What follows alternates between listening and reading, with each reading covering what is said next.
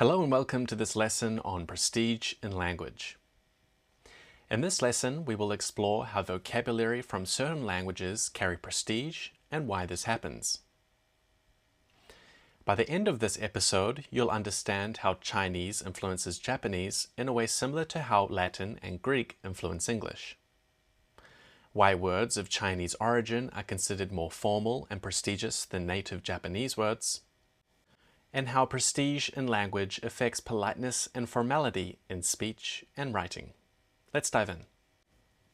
The influence of Chinese on Japanese is much like the influence of Latin and Greek on English. Most Chinese words found in modern Japanese were not borrowed from contemporary spoken Chinese, but rather from literary Chinese, a pre-modern written form of the language. Why was this influence so strong? Well, before Japan adopted Chinese characters, it didn't have its own writing system. As a result, Chinese became the language of learning, government, and religion, much like Latin did in Europe. When a language is associated with education, governance, and religion, it naturally gains prestige.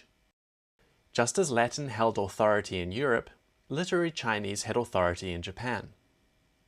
Even today, words of Chinese origin create a formal, authoritative tone. We see the same pattern in English. Words of Greek and Latin origin dominate formal contexts. For example, compare start, a native English word, with commence, a French Latin word, or help, a native English word, with assist, a French Latin word.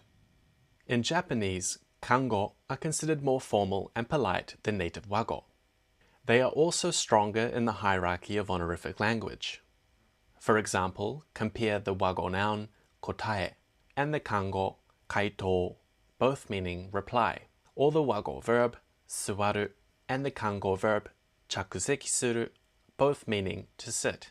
Very often, the Kango is used when writing and the Wago when speaking. However, Kango are common in formal speech and Wago common in informal writing. It all depends on context. Beyond formality, Kango also dominate academic and technical vocabulary. When Japan encountered Western science and technology, it used literary Chinese to create new words to describe foreign concepts. Many of these words are pseudo-Chinese, meaning they appear Chinese but were not borrowed from a Chinese language. This is similar to how English constructs technical terms using Greek or Latin roots. For example, photograph comes from Greek photo, light, and graph, writing. The same word was later borrowed into modern Greek as photografia. Similarly, many of the pseudo-Chinese words made in Japan have since been borrowed into modern Chinese. This connection between Kango and scientific language has further reinforced its prestige. In contrast to Kango, Wago create a warmer, more approachable tone. This is also reflected in writing, where kanji and Kango feel more formal and authoritative, while hiragana and Wago feel softer and friendlier. For example, when formality is required, the honorific prefix can be written in different ways. Writing the prefix in kanji feels more formal, while writing it in hiragana feels more informal.